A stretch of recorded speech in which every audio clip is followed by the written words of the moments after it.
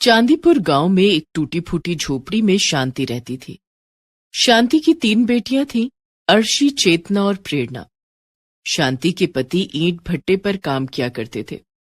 कुछ साल पहले नदी में डूबने से उनकी मौत हो गई थी, जिसके बाद शांति के कंधों पर अकेले ही घर चलाने और बेटियों के पालन पोषण की पूरी जिम्मेदारी आ गई थी।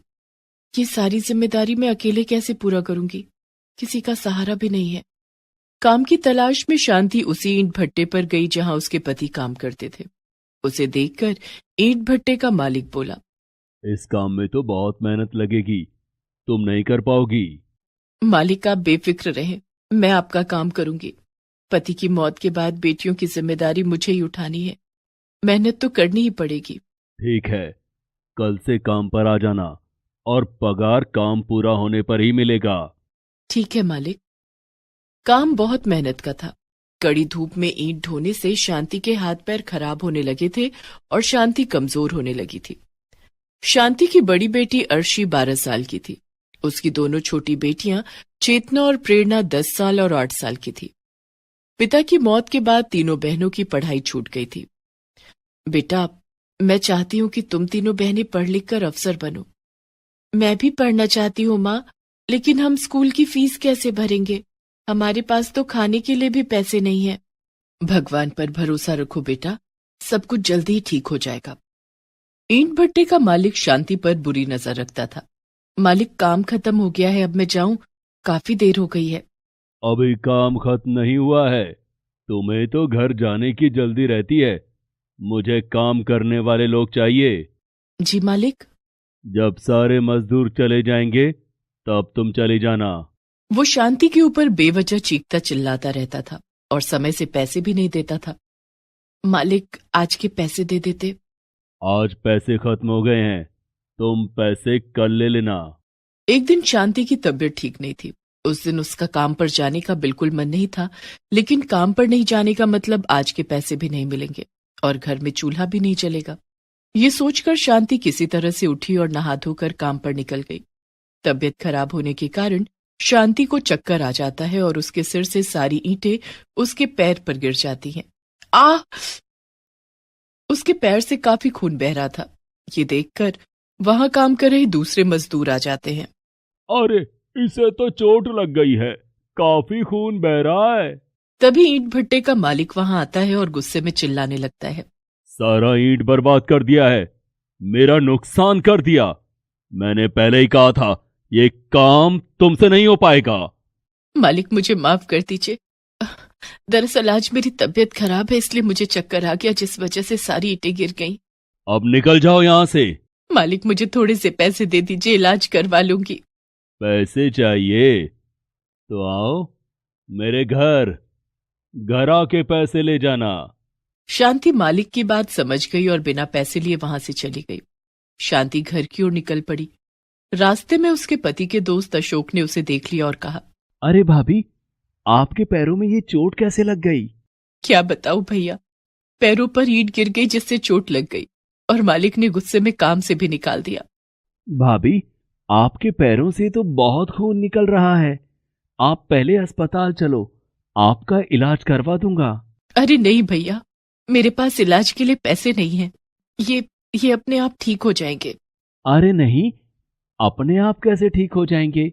आप चलो मेरे साथ, पैसे की फिक्र आप मत करो।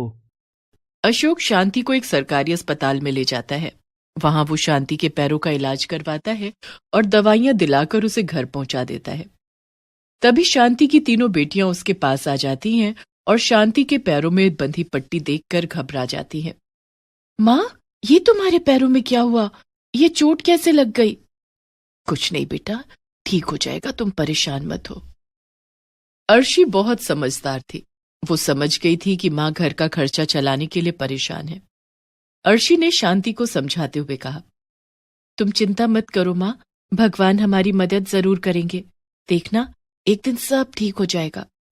इतना कहकर अर्शी उसी समय पास के स्कूल में गई जहां वो पहले पढ़ने जाती थी।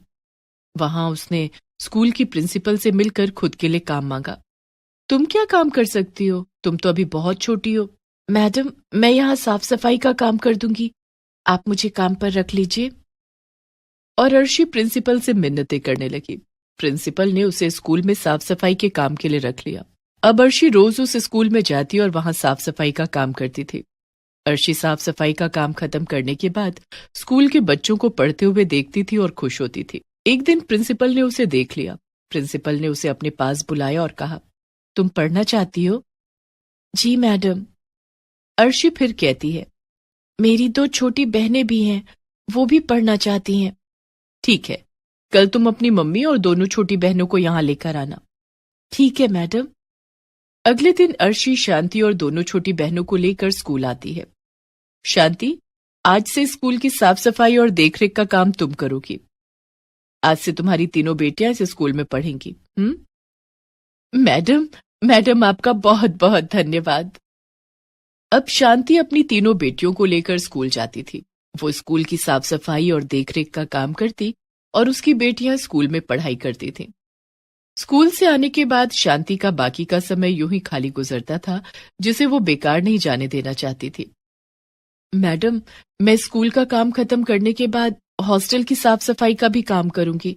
बदले में आप मुझे थोड़े पैसे और दे दीजिएगा। तुम हॉस्टल का काम तो कर सकती हो, लेकिन इसके बदले में तुम्हें पैसे नहीं मिलेंगे। फिर क्या मिलेंगे मैडम?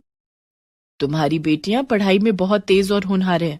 तुम्हारे काम के बदले में मैं इन्हें अलग से ट्यूशन पढ़ाऊंगी, जिससे तुम्हारी बेटियां पढ़ लिख कर अफसर बन जाएंगी और इनकी स्कूल की फीस भी फ्री हो जाएगी। प्रिंसिपल की बात सुनकर शांति बहुत खुश हो जाती है। धन्यवाद मैडम। शांति की बड़ी बेटी अर्शी अब थोड़ी बड़ी और समझदार हो गई थी। माँ, मैं स्कूल के छोटे बच्चों को ट्यूशन पढ़ाऊंगी और उससे मिले पैसों से घर का खर्चा चलाने में तुम्हारी मदद करूंगी। वाह मेरी बच्ची। धीरे धीरे शांति की दोनों बेटियां प्रेरणा और चेतना भी बड़ी और समझदार हो गई। वो भी अर्शी की तरह स्कूल के छोटे बच्चों को ट्यूशन पढ़ाती और खुद भी पढ़ाई करती थी। कुछ साल बाद शांति की तीनों बेटियों ने अच्छे नंबरों से पास करके स्कूल की पढ़ाई खत्म की और कॉलेज में एडमिशन ले लिया। शांति की तीनों बेटियां काफी होनहार थीं। तीनों को कॉलेज से स्कॉलरशिप भी मिली और तीनों ने अपनी आगे की पढ़ाई जारी रखी। शांति की तीनों बेटियों ने अपनी मेहनत और लगन से कॉलेज की पढ़ाई पूरी की। माँ, मैं कलेक्टर बनना चाहती हूँ, आगे और पढ़ना चाहती हूँ। हाँ मेरी बच्ची, तू खूब मेहनत कर, हम सब तेरे साथ हैं। शांति की तीनों बेटियों ने प्रतियोगिता परीक्षाओं की तैयारी शुरू कर दी। दिन रात कड़ी मेहनत के बाद शांति की बड़ी बेटी अर्शी कलेक्टर बन गई। दूसरी बेटी प्रेरणा नेवी में अफसर बन गई और तीसरी बेटी चेतना ने इंजीनियरिंग की परीक्षा पास की और एक मल्टीनेशनल कंपनी में इंजीनियर के पद पर कार्य करने लगी। हमें आशीर्वाद दो माँ, तुम्हारी मेहनत के कारण ही आज ये सब हो पाया है। हमारी कामयाबी का सारा श्रेय तुम हो माँ। और अब तो हम सभी बड़े से बंगले में रहेंगे, दीदी को सरकारी बंगला जो मिला है। और सब हंसने लगते हैं। शांति के पास काम करने के लिए अब नौकर चाकर, माली, ड्राइवर सब थे। उन चारों का जीवन अब सुख शांति से कट रहा था। मैं कितनी खुश नसीब हूं कि मुझे तुम तीनों बेटियां मिली। नहीं मां, हम तीनों खुश नसीब हैं कि तुम हमारी मां हो।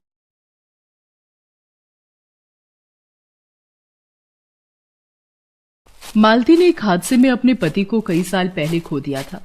उसके 2 बच्चे थे, रिंकू और पिंकी। मालती पढ़ी लिखी नहीं थी। वो एक टूटी फूटी झोपड़ी में अपने दोनों बच्चों के साथ रहती थी। घर चलाने के लिए वो लोगों के घरों में बर्तन साफ किया करती थी। किसी तरह वो अपने दोनों बच्चों का पेट पाल रही थी। फिर एक दिन, रिंकू जल्दी कर बेटा, स्कूल का टाइम हो रहा है, फिर मुझे काम पर भी जाना है। माँ, आज मेरा स्कूल जाने का मन नहीं है। नहीं बेटा, ऐसा मत बोल। पढ़ लिख कर बड़ा आदमी बनना है ना, तो स्कूल जाना पड़ेगा ना। चल बेटा, अब देर मत कर। रिंकू पास के ही सरकारी स्कूल में पढ़ता था। मालती रोज सुबह पहले रिंकू को स्कूल छोड़ती, फिर पिंकी को अपने साथ लेकर काम पर जाती थी। पिंकी 3 साल की थी। वो एकदम चुलबुली और शरारती थी। मालती उसे अपने पास बिठाकर लोगों के घर काम करती रहती थी। एक दिन खेलते हुए वो बाहर हॉल में आ गई, जहां घर के बच्चे टीवी देख रहे थे। पिंकी भी टीवी में चल रहे कार्टून देखने लगती है। तभी घर के मालिक का बेटा बबलू उसे देखकर बोला, ए पिंकी, चल जा यहाँ से, ये हमारा टीवी है। बबलू की उम्र करीब 7 साल की थी। उसके मना करने पर भी पिंकी वहां से नहीं जाती। उसे कार्टून देखना अच्छा लग रहा था। इस पर बबलू को गुस्सा आ गया। उसने पिंकी को चिढ़ाने के लिए फ्रिज से एक चॉकलेट निकाली और उसे पिंकी को दिखा दिखाकर खाने लगा और बोला, अरे वाह, कितनी टेस्टी चॉकलेट है यार, मजा आ गया। ए पिंकी, तू खाएगी क्या? हाँ भैया, दो ना।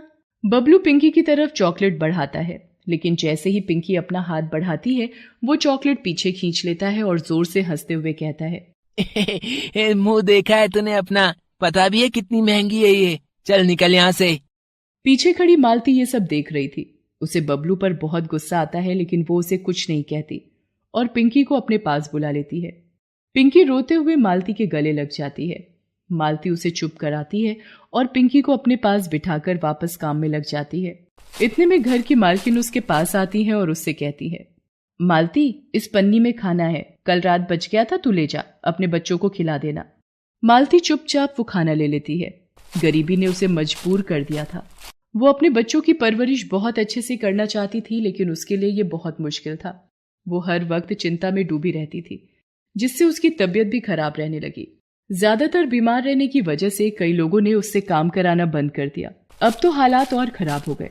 नौबत ये हो गई कि उसे बचे खुचे खाने से ही अपने दोनों बच्चों का पेट भरना पड़ रहा था। वो खुद कुछ भी नहीं खाती थी, जो कुछ मिलता उसे बच्चों को ही खिला देती थी। इस वजह से मालती की हालत दिन ब दिन और खराब होती गई और एक दिन वो चक्कर खाकर गिर पड़ी और फिर कभी नहीं उठी। पिंकी और रिंकू अब अनाथ हो गए थे। उनका ख्याल रखने वाला अब कोई नहीं था।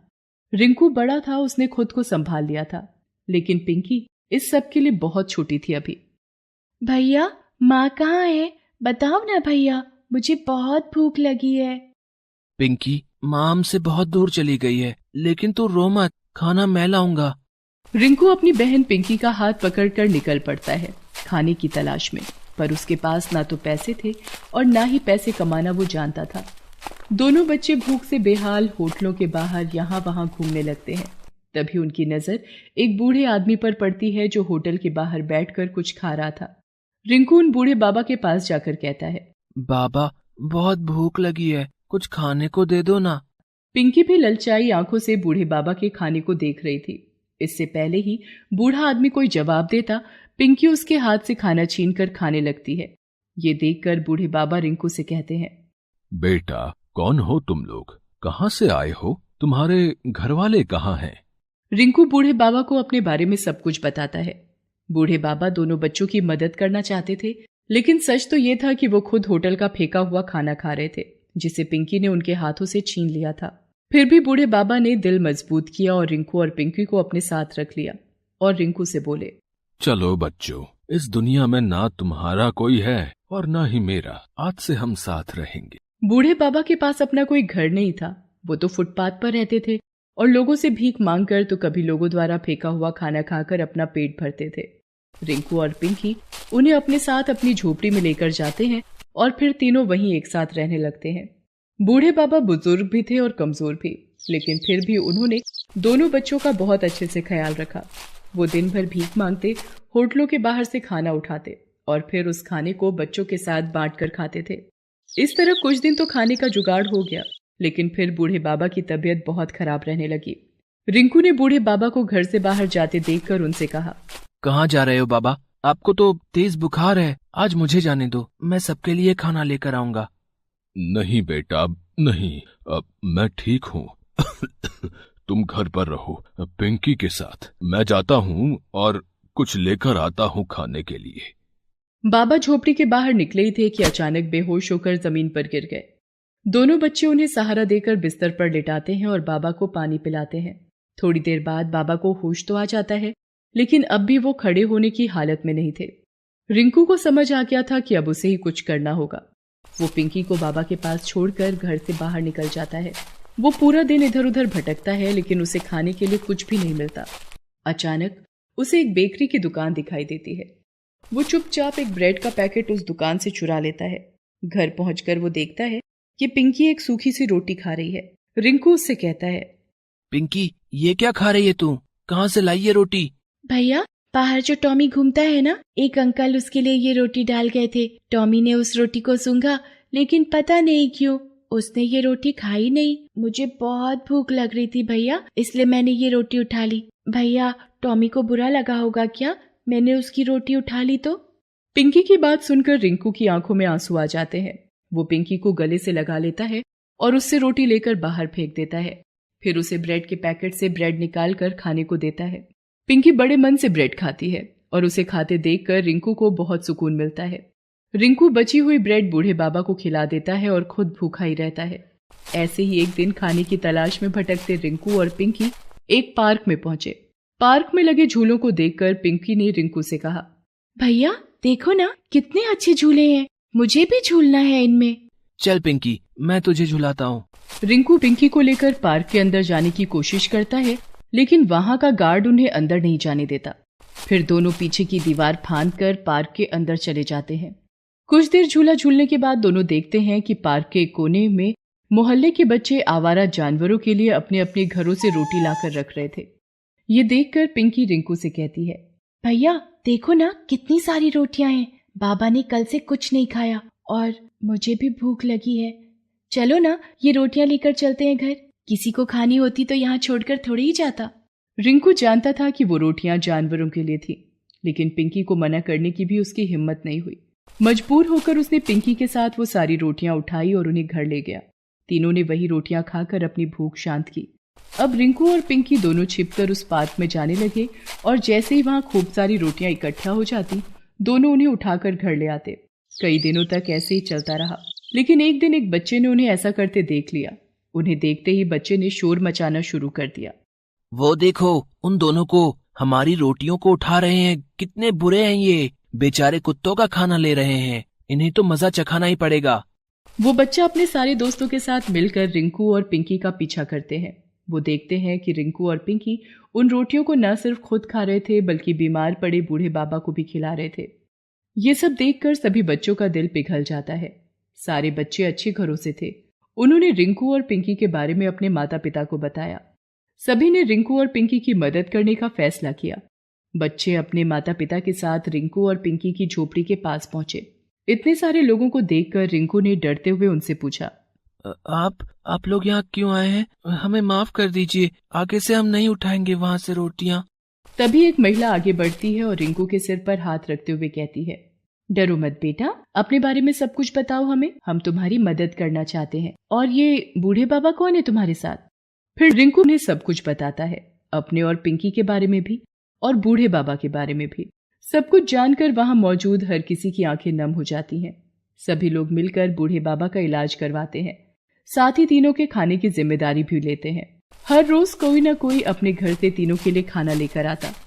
अब रिंकू और पिंकी को ना तो चोरी करने की जरूरत थी और ना ही कहीं से खाना उठाकर खाने की। दूसरी तरफ अच्छा इलाज मिलने से बूढ़े बाबा भी पहले से बहुत अच्छे हो गए थे।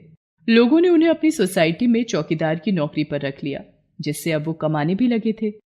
रिंकू और पिंकी को उन्होंने जल्दी ही स्कूल भेजना भी शुरू कर दिया। ऐसा नहीं था कि रिंकू और पिंकी को अब अपनी माँ की याद नहीं आती थी, लेकिन वो इस बात से खुश जरूर थे कि अब वो अनाथ नहीं थे।